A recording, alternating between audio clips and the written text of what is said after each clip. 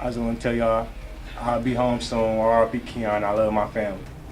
In today's video, we delve into the intense courtroom drama surrounding the reaction of evil teens after their sentencing. This is a video that will leave you on the edge of your seat as we witness the raw emotions and unexpected twists that unfolded during this unforgettable moment. Here are evil teens reacting to life sentences.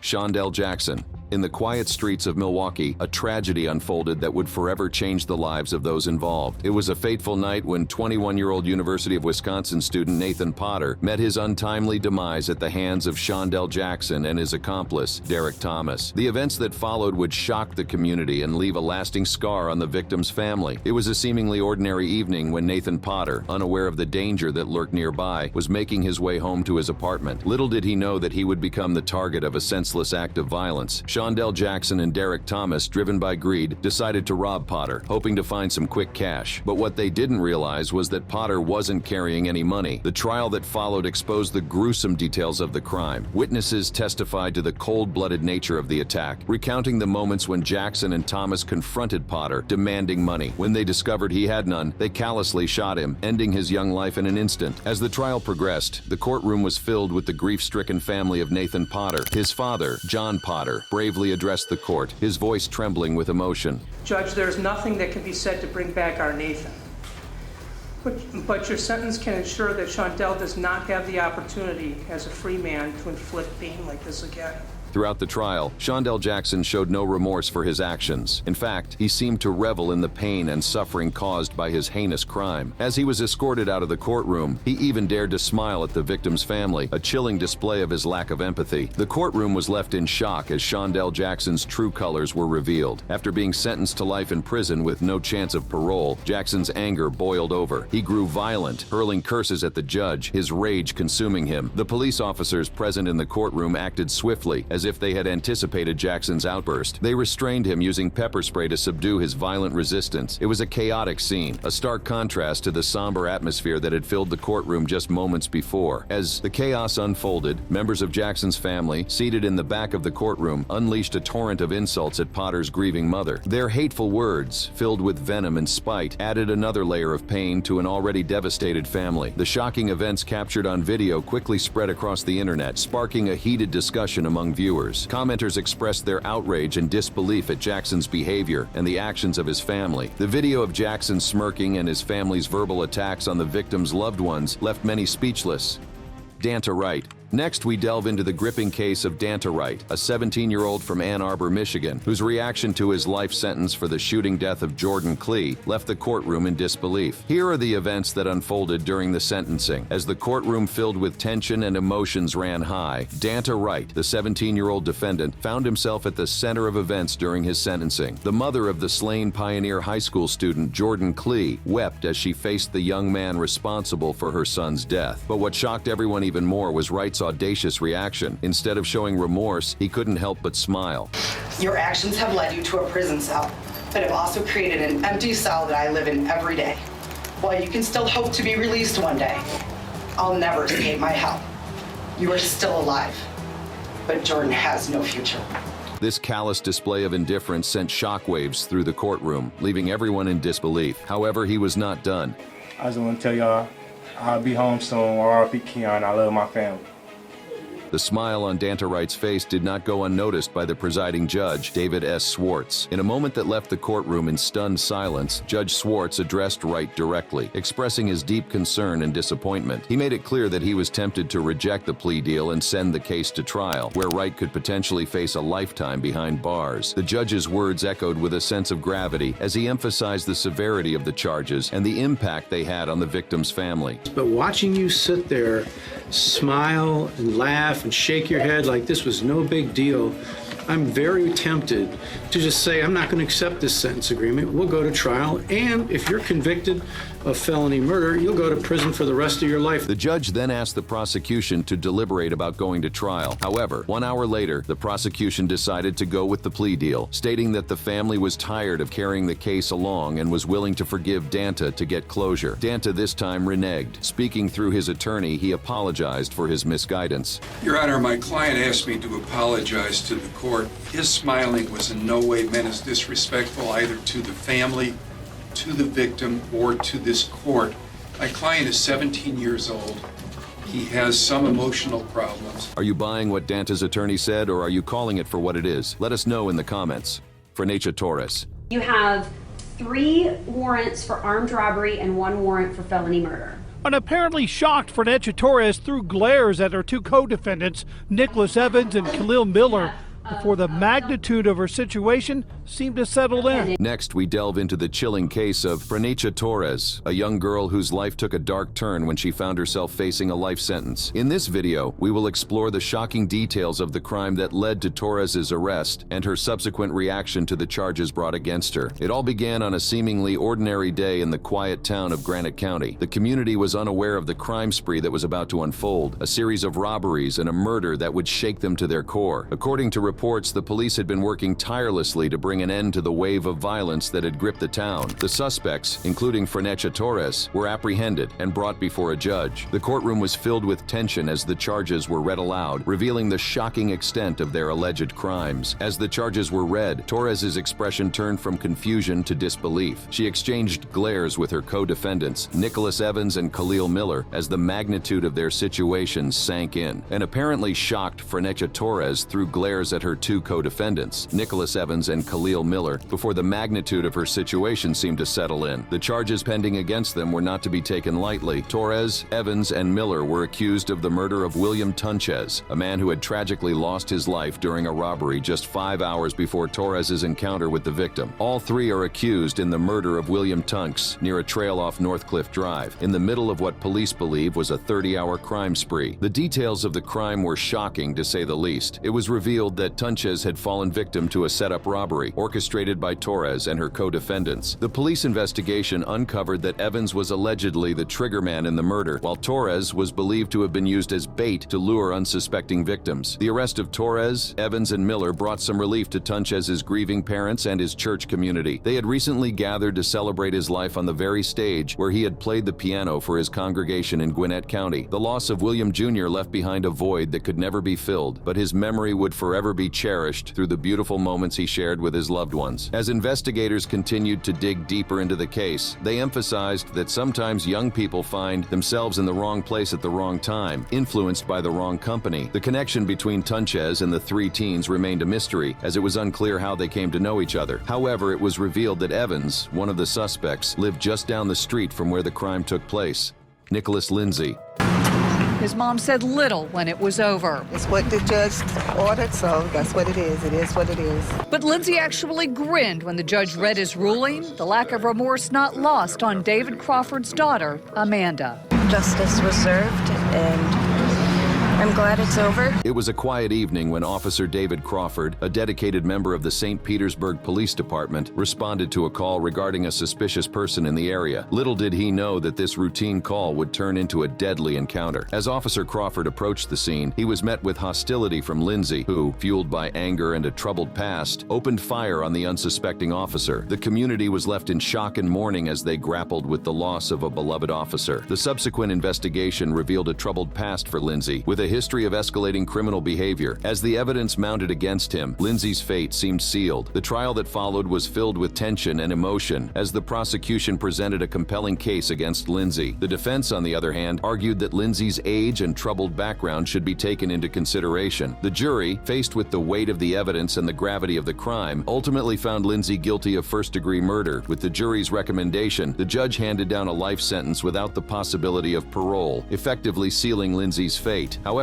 this was not the end of the story. In a surprising turn of events, the U.S. Supreme Court ruled that it was unconstitutional to put a juvenile in prison for life without parole without a hearing. This ruling sent shockwaves through the justice system and forced a reconsideration of Lindsay's sentence. The ruling highlighted the belief that juveniles, due to their underdeveloped mental capacity, should be treated differently when it comes to sentencing. The court recognized that young offenders have the potential for rehabilitation and should be given a chance to demonstrate their capacity for change. This ruling forced the judge to revisit Lindsay's case and consider the possibility of a new sentence. The court proceedings were filled with tension and anticipation as the fate of Lindsay hung in the balance. Would he be given a chance at redemption, or would he face a lifetime behind bars? The implications of this ruling are far-reaching, not only for Lindsay, but for countless other juveniles who have been sentenced to life without parole. It raises questions about the justice system's approach to juvenile offenders and the potential for rehabilitation. As the court proceedings resumed, all eyes were on the judge as he carefully considered the factors that would determine Lindsay's new sentence. The court had significant doubts about Lindsay's potential for rehabilitation, citing an escalating criminal history as one of the aggravating circumstances. The judge's decision hinged on the belief that minors convicted of first-degree murder should be entitled to a hearing where their criminal history and odds of rehabilitation are taken into consideration before imposing a sentence of life without parole. As the judge prepared to announce the new sentence, all eyes were on Lindsay, who showed little interest in the proceedings. His lack of remorse did not go unnoticed by the victim's family, further fueling their desire for a severe punishment. Finally, the judge read out the new sentence, a second life term with no chance of parole. The courtroom was filled with a mix of emotions as the reality of Lindsay's fate sank in. Heavenly Aroyo. Heavenly Aroyo. That's me. With a smile, hair flip, and sigh, Heavenly Aroyo stood in a Fall River courtroom Monday to answer to a charge of murder. It was a quiet Sunday evening in Fall River, Massachusetts, when a horrifying incident unfolded, forever changing the lives of those involved. On that fateful day, Ana Vasquez, a 68-year-old woman, met a tragic and untimely end at the hands of a seemingly innocent teenager, Heavenly Aroyo. The details of the crime are nothing short of shocking. At around 5 p.m., the police received an emergency call from an apartment on Johnson Street. Responding swiftly, they discovered Ana Vasquez on the second floor, her body bearing the marks of a brutal attack. She had been stabbed at least 14 times, her life cut short in a senseless act of violence. Heavenly Aroyo, just 15 years old, was quickly identified as the prime suspect in this gruesome murder. As the investigation unfolded, it was revealed that Aroyo had been living in the same apartment as the victim and her grandson for the past 2 weeks. Originally from Rochester, New York, Aroyo's presence in Fall River was relatively recent. The shocking nature of the crime sent shockwaves through the community. How could a young girl, seemingly harmless, commit such a heinous act? As the news of the murder spread, Fall River was left grappling with the incomprehensible reality of a teenager accused of taking a life. Aroyo's demeanor during her court appearance only added to the chilling nature of the case. With a smile on her face, she confidently acknowledged her presence when her name was called. It was as if she didn't fully grasp the gravity of the situation. Defense attorney John Geary expressed his belief that Aroyo may not have fully understood the seriousness of the charges against her. The Bristol County District Attorney's Office wasted no time in pursuing justice for Ana Vasquez. Aroyo was arraigned and held without bail, a clear indication of the severity of the crime she was accused of committing. The court proceedings were just the beginning of a legal battle that would captivate the nation. As the investigation continued, more disturbing details emerged. While in custody, Aroyo was observed talking to herself as she paced around the interview room. According to a police report, she was overheard saying, "I killed the old lady and I am sorry." These chilling words only added to the sense of horror surrounding the case. To strengthen their case against Aroyo, the police obtained security camera footage that allegedly linked her to potential evidence associated with the investigation. The weight of the evidence against her seemed overwhelming, leaving little room for doubt regarding her involvement in the crime. Jeremy Goodale. So at this time, Mr. Goodale, you have the right of allocution.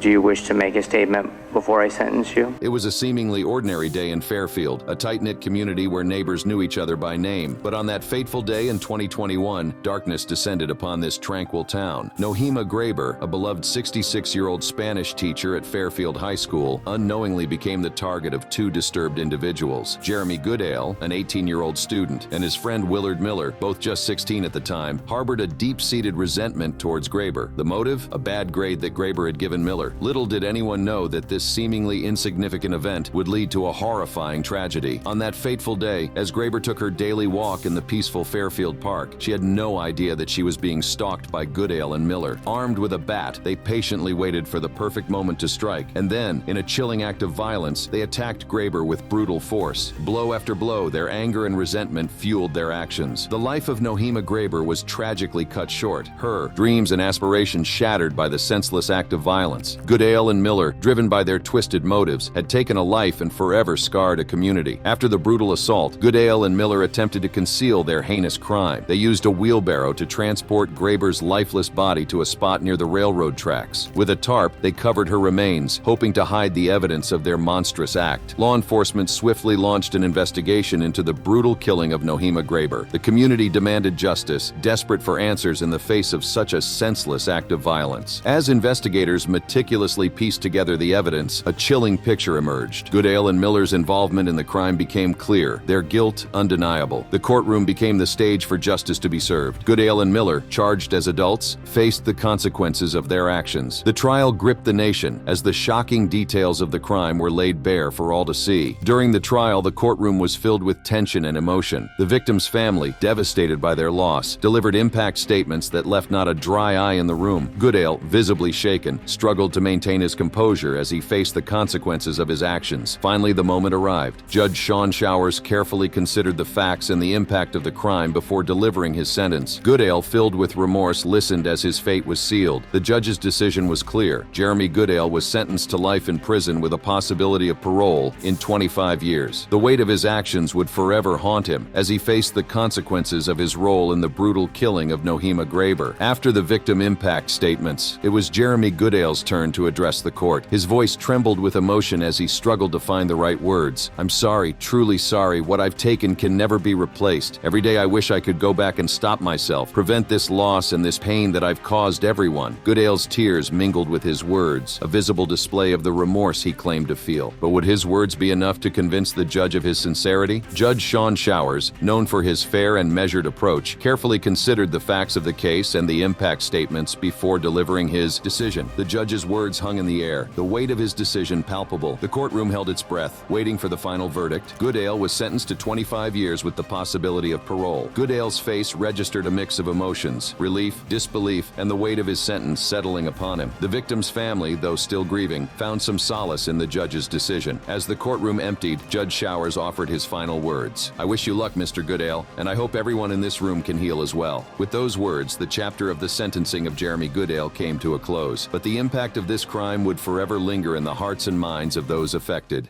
Reginald Lofton. I just want to say that I'm sorry for your loss, but I did not kill your son.